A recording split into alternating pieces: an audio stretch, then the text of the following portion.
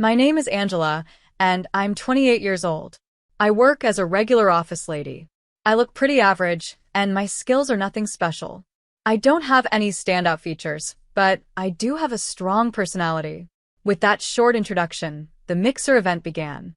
It was organized by some women from the department next to mine, and was a social event with men from a company that's a bit bigger than ours. It was supposed to be 3 women and 3 men, but they didn't have enough people, so they asked me to join at the last minute. I don't think I'm especially beautiful, but I'm also not so unattractive that I'd ruin the mood. I'm friendly enough to blend in at events like these. I don't have a boyfriend right now, and I wasn't expecting to meet anyone amazing at the mixer, so I decided to just enjoy the meal.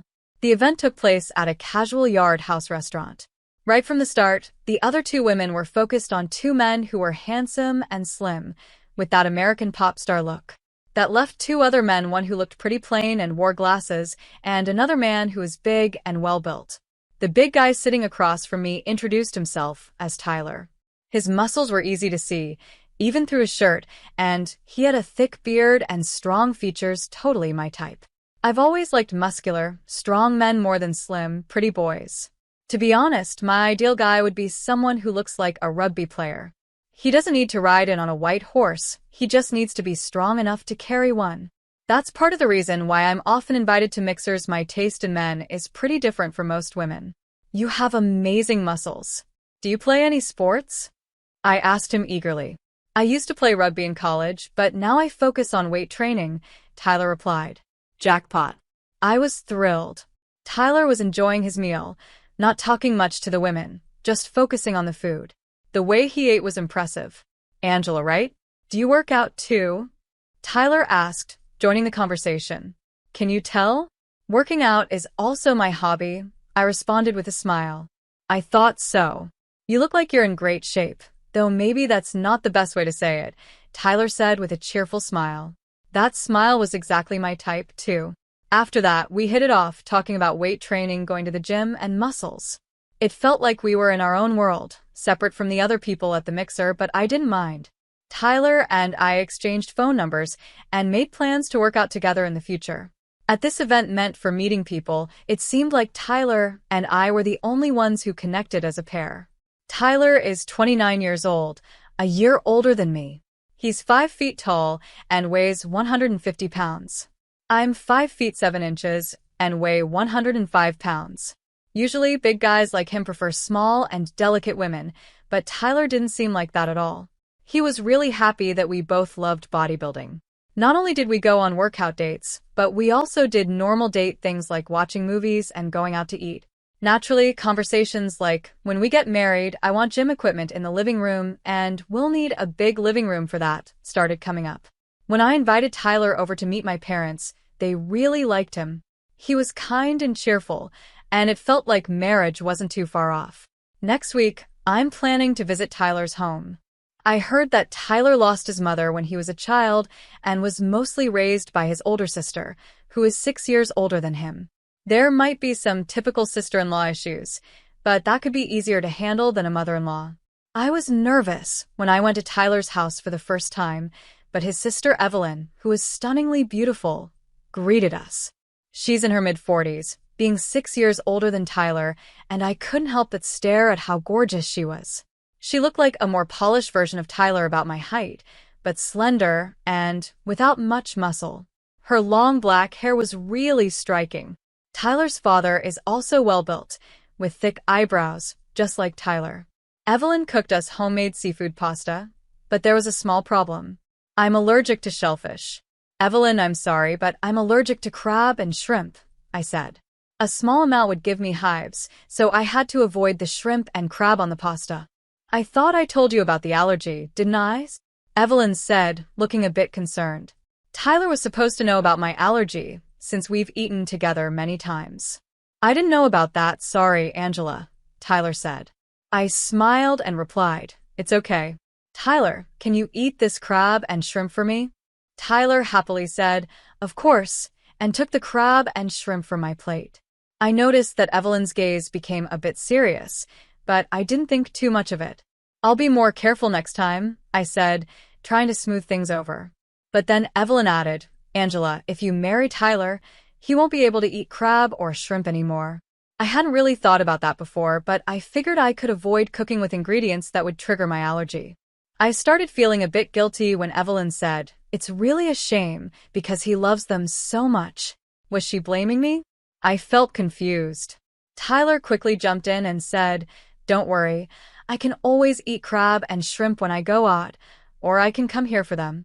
During the rest of the visit, Evelyn kept mentioning how much Tyler loved crab and shrimp as a kid and that she would keep making them for him as long as she's cooking. Her comments made me feel a bit unwelcome. Later, when she saw Tyler off at the door, Evelyn said, "Even after you're married, you're always welcome to visit." It felt like she was hinting that I was somehow taking Tyler away from her. On the way home, I told Tyler, "It seems like your sister doesn't think very highly of me. I didn't know you liked crab and shrimp so much." I was feeling a bit down, but Tyler reassured me. "Yeah, I like them, but don't worry about my sister. She just cares a little too much about what I eat because it's really important to her." Tyler explained that Evelyn had taken on a motherly role after their mom passed away, which might be why she's so involved in his life. He thought she might have a bit of a sister complex because she's been both his sister and his caretaker for so long. Evelyn has a very handsome boyfriend named Adam. He's actually more attractive than some celebrities, and women often swoon over him. Personally, I don't find him all that charming. Adam is 31 years old and owns a nightclub. When Evelyn was working, a coworker took her to the club where Adam was the top bartender.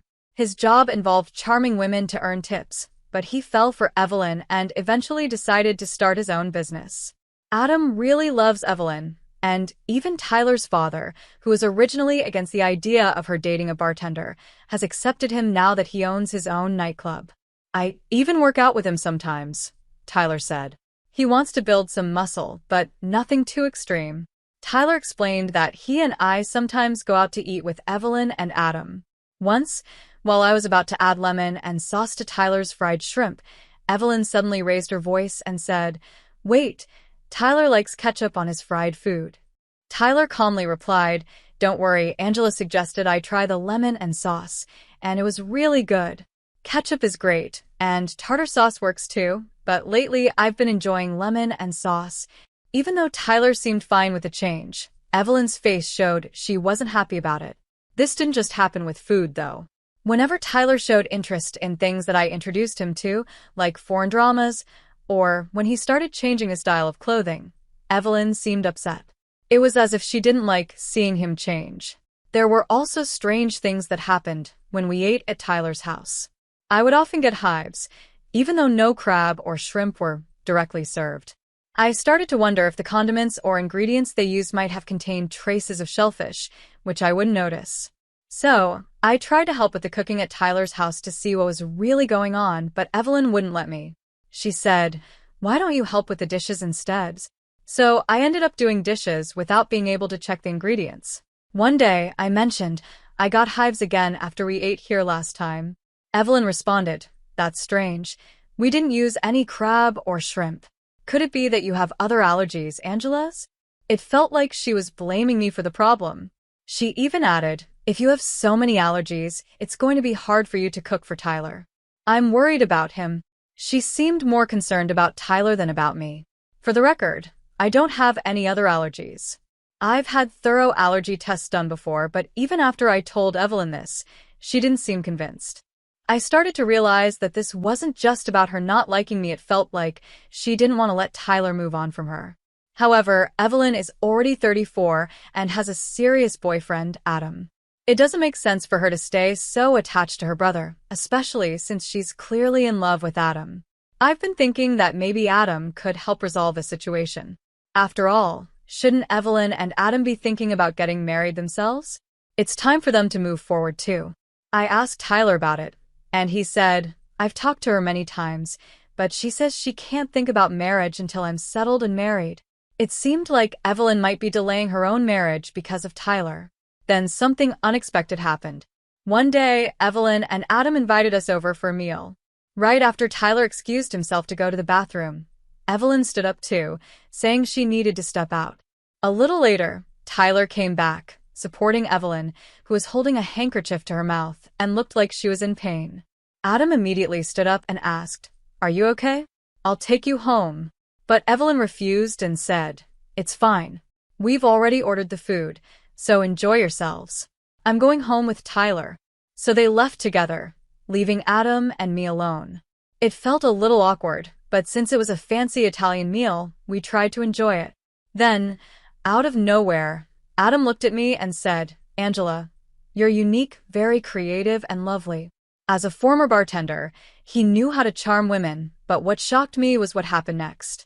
Adam gently took my hand and whispered, "Hey, how about we have some fun together?" I was stunned. What was he thinking, making a move on me right after Evelyn, his girlfriend, had just left feeling sick? He's supposed to be in love with Evelyn. Handsome as he is, his behavior was completely out of line. I pulled my hand away and said, "Please stop joking. Evelyn would be upset if she heard this." But Adam's response surprised me. With a sly smile, he said, "She won't be upset." I couldn't believe it. I quickly made it clear, I'm not interested in good-looking guys, and firmly rejected him. Adam just laughed and said, "You're interesting, Angela," without showing any offense. Refusing his offer to drive me home, I hurried to the station and texted Tyler. I felt a strong need to see him and explain what had just happened. When Tyler arrived, he asked, "Why did you call me here? What happened?" I led him to a quiet spot and apologized before asking, "By the way, how's your sisters?" I wasn't really worried about her, but I wanted to ease into the conversation. Tyler replied, "She was fine as soon as we got home. She was just making a fuss. It's too bad we couldn't enjoy the Italian meal." Then I dropped the bombshell. "After you left, Adam made a pass at me." Tyler's usual calm expression turned serious. "What? Why?" "He's supposed to be with my sister," he said, clearly shocked and confused. "That's what I said," I told him. I told him Evelyn would be upset, but Adam said she wouldn't be. "What does that even mean?" I asked. "That's really bad." Tyler murmured, deep in thought. The story he shared next was surprising. He explained that whenever he introduced a girlfriend to his sister, the relationship would end soon after. The reason for the breakups was always the same. The women would say they had found someone else. Once, I saw an ex-girlfriend getting cozy with a man who looked like Adam. It was from a distance and he was wearing sunglasses, so I thought I was mistaken, Tyler said. Hearing this, I was shocked. It seemed like Evelyn might have been using Adam to break up Tyler's relationships. This was too serious to brush off, so I decided to be direct with Tyler. I told him how I often got hives after eating meals cooked by Evelyn and reminded him that I only have an allergy to shellfish, nothing else. I understand that she wants to keep you close, but we can't be happy in this situation, and it's not good for her either, I said. Tyler sighed and replied, "Yeah, you're right. I'm really sorry, Angela. I never thought my sister would go this far." He was clearly shaken, but I had to be honest with him about how I felt. "If you choose your sister over us, Tyler, I can't stay in this relationship." Tyler responded without hesitation, "I choose you, Angela. We'll face my sister's issues together. Once we move out, she won't be able to interfere." He added, with a bit of relief, "I'm really glad you're not into handsome men. It wasn't my fault I got dumped before." We both laughed a little, and it felt like our bond grew stronger. From that point on, we were moving toward marriage. I decided not to visit Tyler's house anymore, and keeping some distance from his sister meant she couldn't interfere. Our wedding preparations were going well, but I couldn't help feeling anxious. A quick search online revealed so many horror stories about things going wrong at weddings and receptions. I wanted to be prepared for any surprises. During a meeting with our wedding planner, I asked how often things go wrong at weddings. Sensing my nerves, the planner kindly asked if I had any specific concerns, which allowed me to open up and talk things through. Hoping for the best, I prepared myself for the big day. On our wedding day, I went into the dressing room feeling excited, but what I saw left me in shock. Evelyn was there, furiously tearing apart my wedding dress with a large cutter knife. Around her feet, there were trampled accessories scattered everywhere. I had expected she might try to sabotage the wedding, but I thought it would be something like spilling water or coffee on the dress, not this. I never thought she would actually cut the dress with a knife. It's all ruined now, what a shame, Evelyn said, a smile on her face. But I stayed calm and said, it's all rentals anyway. Most people don't buy expensive custom-made dresses for weddings. Her smile faded a little. What? But you can't have a wedding without a dress, she exclaimed. That's why I have a spare dress prepared, I replied calmly. I liked the one you ruined more, but I'll just wear the other one. Just then, there was a knock on the door, and Tyler walked in. He froze when he saw the scene. Evelyn, why would you do this? He asked, clearly shocked. The wedding planner, who was with me, said, all these dresses and accessories belong to the venue. Should I report the damage to the police? Tyler quickly replied, we'll cover the costs. I don't want a criminal in the family on our wedding day. When Evelyn heard the words criminal, she finally seemed to understand the seriousness of what she had done. She started yelling, criminal?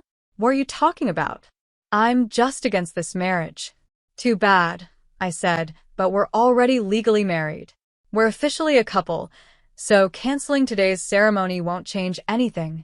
Evelyn looked shocked, then collapsed to the floor, murmuring, no, that can't be true. It's a lie. Tyler knelt down beside her and gently said, please stop, Evelyn. I don't want to hate you. At his words, she broke down, crying like a child, calling out for him. Tyler's. Asked Tyler to take her out of the dressing room so I could fix my makeup and change into the spare dress. By then, both our families had arrived at the venue, and even Adam had shown up. I can't believe she actually did it, Adam said, which made me wonder why he didn't stop her if he knew what was coming. But maybe he didn't want to intervene, since he had been an accomplice in other situations. I left Evelyn in Adam's care, still unable to stop her tears. Tyler and I explained everything to our parents. Although there was some panic at first, our calmness helped ease the situation. We decided to focus on getting through the wedding and reception as smoothly as possible. During the wedding, Evelyn kept crying, and at the reception, she constantly wiped her eyes with a handkerchief. People who didn't know the full story thought she was just sad about her brother getting married, and they looked at her sympathetically. Despite the drama, we made it through the wedding and reception. That night, we stayed in a hotel downtown before flying to Hawaii for our honeymoon. We had a week-long culinary tour ahead of us, and Tyler's comforting words kept playing in my mind, reassuring me everything would be fine. I don't want to dislike you any more than I already do, Tyler had said to Evelyn. It seemed like those words were the greatest punishment for her. 5 months later, Adam visited our new home, bringing a huge bouquet of flowers as a gift showing his usual charm with women. Since the wedding, Tyler hadn't returned to his parents' home, so he hadn't seen his sister. Sometimes she would try to contact him, but Tyler kept his distance, refusing her calls. However, I could tell he was still worried about her. When he asked Adam how she was doing, the reply was unexpected. Actually, I've been thinking about breaking up, Adam said, catching Tyler by surprise. What? Tyler exclaimed. Adam explained, after that incident, she's just not the same anymore. I used to love her because of how hard she tried for you. His words were vague, but I got the feeling Adam was tired of the whole situation. Still, I thought it might be better for Adam to stay with her without him. Who knows what she might do next? Maybe she'd get married and have kids. If she has a son who looks like Tyler, she might regain her old self, I suggested, trying to protect our peaceful life, especially now that I was pregnant. I couldn't help but feel anxious about what Evelyn might do if we had a boy who resembled Tyler. To my surprise, Adam was thrilled by the idea. I hadn't thought about marriage before, but I'll consider it. Thanks, he said enthusiastically. And just a month later, Adam and Evelyn registered as a married couple. His quick decision-making as a former bartender was astonishing. Not long after, I gave birth to a baby boy who looked just like me, which came as a relief. I knew Evelyn wouldn't be interested in him. Though I hadn't been very into the idea of having kids before, I quickly grew attached to our son and appreciated how special he was. I could now understand, in part, Evelyn's strong attachment to Tyler.